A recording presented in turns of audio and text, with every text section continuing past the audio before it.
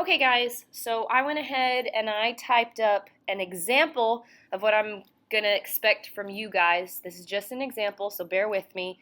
My title is A Push for More Creative Writing at the British International School of Houston. It's kind of a long title, but this explains my what and my where and my who. It's an all-inclusive title of what I'm going to be talking about. So I start off with my first introductory paragraph, my hook, how I'm going to engage my reader. And you got to consider who your audience is, okay? The audience are the officials here at the British International School. So I start off by saying the British International School is a unique and forward-thinking place of learning. Why am I saying this? Remember, if you're trying to persuade somebody, the officials at the international school, if you're trying to persuade them, give them some compliments. Tell them some good things. Engage them with some positive things to say. Fluff up their ego. Compliment them. The British International School is unique and forward-thinking.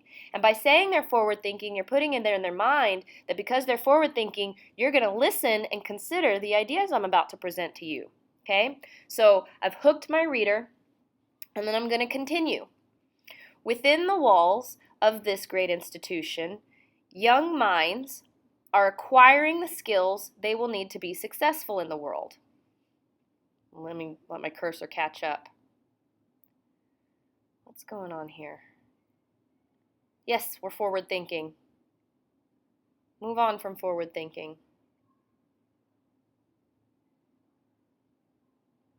Unique.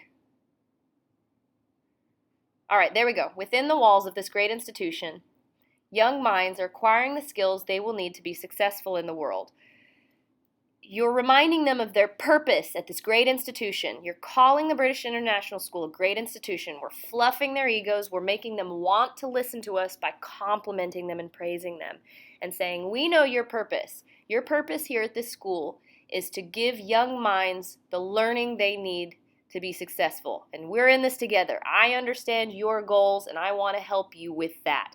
If your goals are to teach young minds. Okay? Now I'm getting ready to then tell them my criticism, my claim, my argument.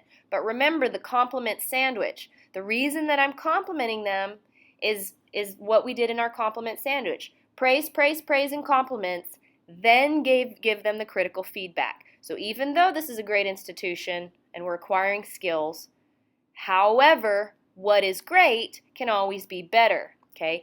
This is my sentence that's now going to transition to my explanation of what the problem or the gap is, okay? So I'm leading them into my main point. Notice that in my first paragraph, I haven't explained exactly what I'm talking about yet. That comes in the second paragraph. There seems to be a heavy focus on academic writing in English classes at Bish. Students are not getting enough instruction and practice in the art of creative writing. There's my claim. But notice, I'm not saying I think or I believe.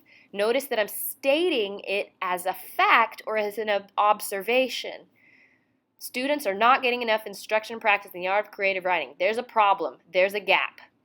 It is well known that regular inclusion of creative writing into a student's academic day increases mental capacity, boosts confidence, and prepares them to be creative thinkers as adults in the workplace. So these are the arguments I'm making.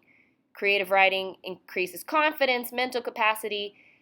Does it allow them to be creative thinkers as adults in the workplace?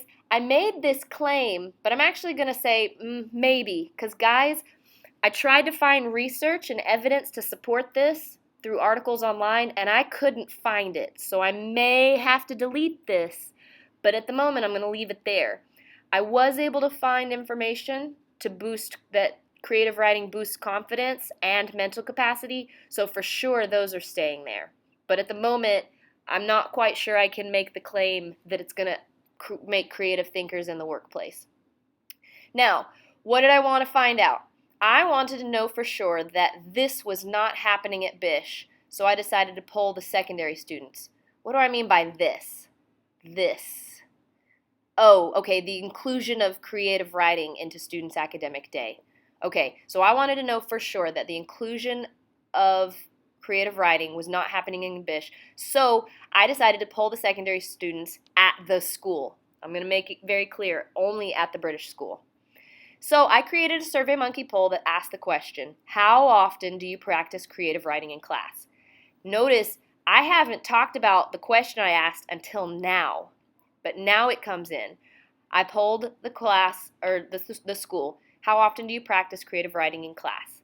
And I included a question to ask what year group they were in, just to see if there was a particular year group doing more creative writing than other year groups. I emailed the survey link to the different form classes and waited for the results to come in. I've got my how, I've got what I did.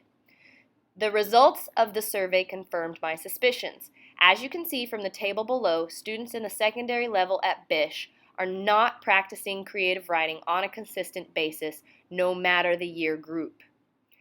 I didn't include any demographic data. I'm saying, yes, these are students at Bish, not just anywhere in America. This is not general students all over the place. This is at Bish are not practicing on a consistent basis. And I've copied and pasted my graph and data in here, okay? So all this so far is what I have done, my own personal research. And now in these next paragraphs, I'm going to make the link to what other research is saying, okay? If all you've done is this part up here, that's fine. That's all I asked for was your intro, the poll you did and why. But it might be a good idea if you're finished with that or if you've got extra time to go ahead. You're going to have to do this anyway, okay? You're going to have to include these other paragraphs anyway. So I'd say take the time and do it if you've got the time. All right, I'm changing this to these results, not results. Results are. Okay, these results are concerning because studies have shown that regular practice of creative writing has many long-lasting benefits to individuals. A study from the University of Sydney found that students who engaged in creative writing often had an overall significant improvement in writing and better planning of organization and ideas. Okay, so there's my study. There's a quote I found that supports creative writing. How would this not benefit all students in their academic writing in their classes at Bish? What am I doing here? What persuasive device is this?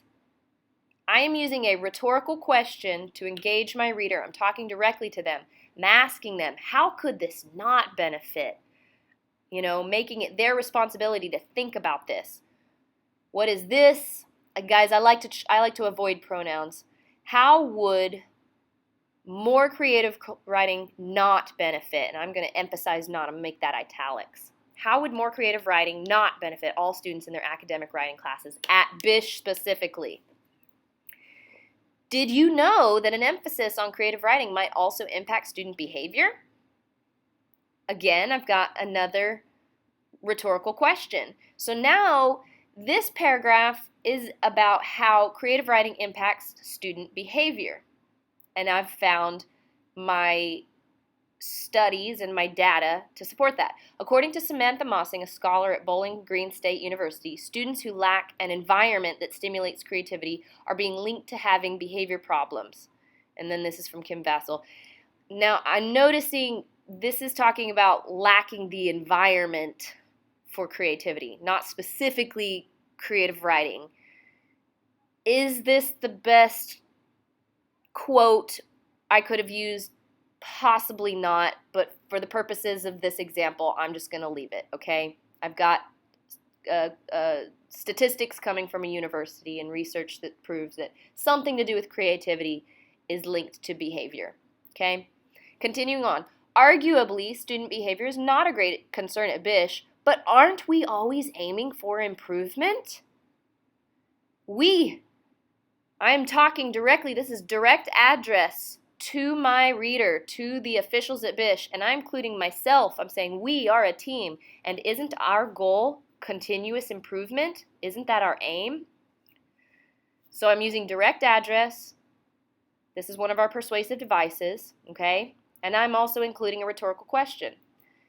And I'm asking more questions. What about the few individuals that do struggle to sit and focus and learn? Okay, there are a few of those. Do we not care about them?